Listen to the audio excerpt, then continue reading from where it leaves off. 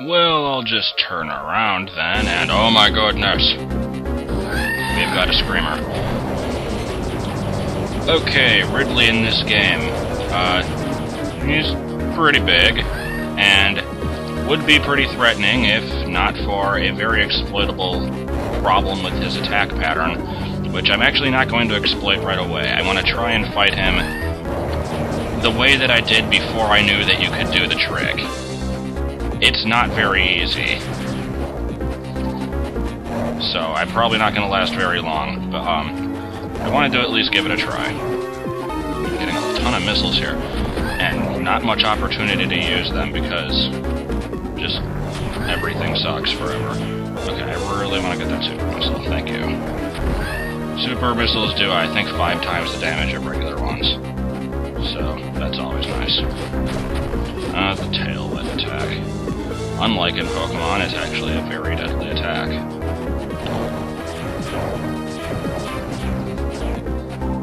I think I'm just gonna keep trying to fight him this way until I start to lose, and then I'll start doing it the other way. I don't really want to have to die.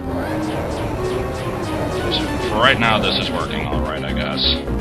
Until this happens. He likes to get very close to the edge. Yeah, usually he doesn't actually squash you, but he comes pretty close.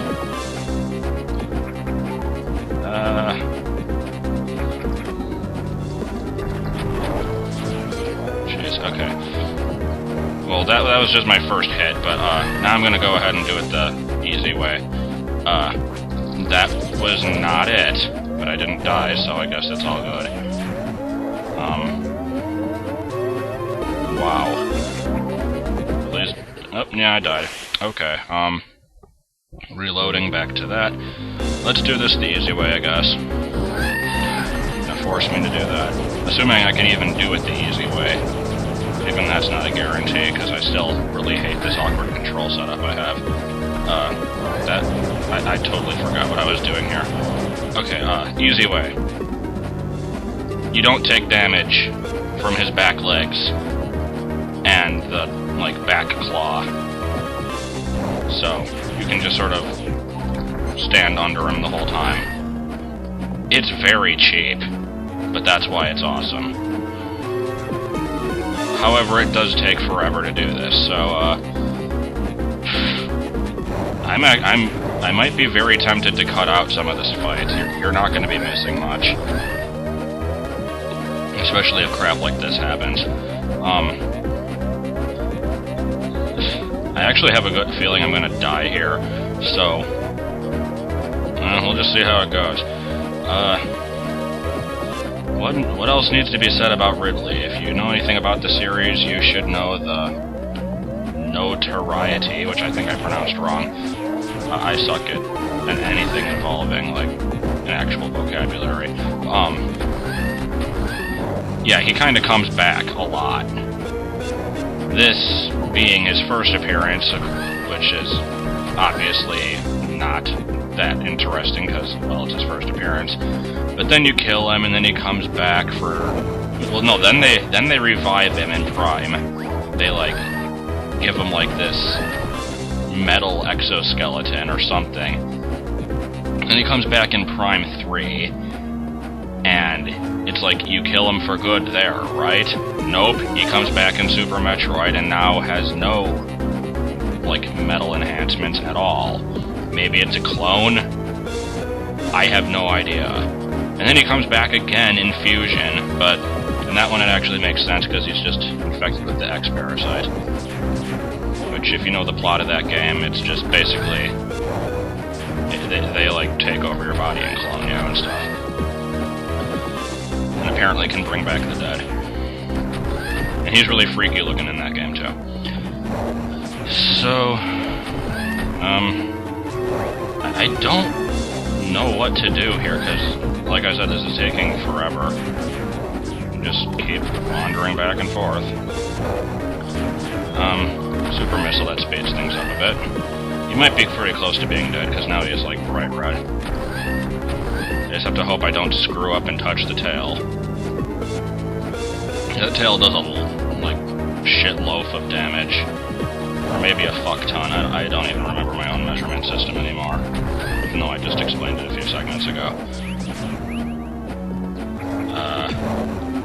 kind of want to get that one, but kind of don't want to risk it. But there we go. And yeah, he kind of wails a lot like that. I actually haven't said anything about the manga backstory yet. I'm surprised. I had a feeling I was going to be mentioning that a lot, but no. Anyway, in that, you witness Ridley killing Samus's parents, and then later on she sort of, like, encounters him again, and he taunts her about it, and it's all very cruel and whatnot. And during that scene, she loses the ability to use her suit, because here's something that you might not know about the power suit. Apparently, it works purely based on concentration. There's a energy tank down here somewhere. Let me show where that is. Yeah. I think this is inspired from that one weird room. Anyway, yeah, you have to be, like, suitably concentrated in order to get the suit to sort of appear around you. And if you aren't focused, then it disappears, and then you become vulnerable. But, here's how energy works, at least according to the manga. Energy is actually negative ions dropped by ionfaria, which are these weird butterfly-looking things, which, the pirates gave guns, believe it or not.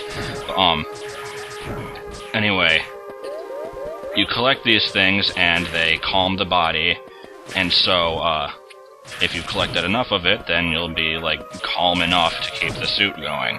And so, presumably, the suit can store these negative ions and, like, give them to you when you need them, and energy tanks just sort of increase the capacity of that. So, I guess all living things must contain some of it, because that's why you get it when you kill them. I assume, I don't really know, they don't really expand on that much. But I think that's how it works, and I thought it was kind of interesting, just like a justification for standard game mechanics. Usually it's just sort of something that you take for granted, like the hearts in Zelda. They're not actual hearts that you're eating. Unless we're talking about a specific Flash movie. Shit. Let's not die from these. Could the screen scroll up a little bit more? I don't know what I'm doing. Oh, God. Yay, dying from basic enemies. I'm gonna off-screen back to that part, I guess. Wow, I've rambled a lot in this segment. I might not actually have enough time to finish this, like,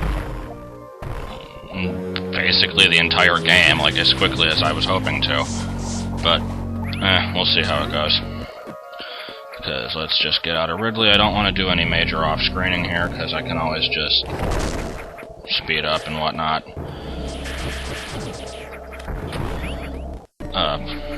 And there's shortcuts galore, so...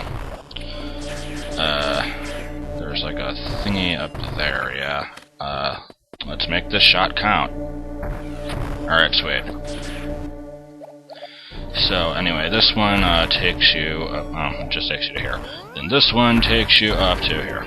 There's another one far off to the left you can go in that shoots you up to the screw attack, and that's how you're supposed to get it.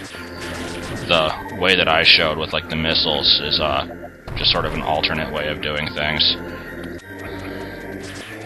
And that's actually how I found it the first time, because I remembered where it was in the original game, and so I'm like, hey, is the screw attack still here? And then I found it. Anyway, let's shoot back up.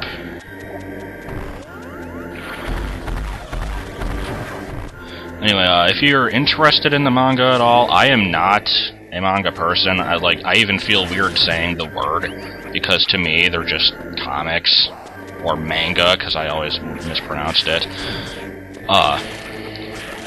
But it's pretty interesting if you're a fan of the series, definitely worth a check. I can, I guess, put the URL to it in the description. I found it from, I think, people just mentioning it on GameFAQs, but then, like, if you just Google Metroid manga, there's actually a number of them. There's only one in particular I'm referring to, though, because it's, like, actually considered canon with the series, and I don't think the other ones are.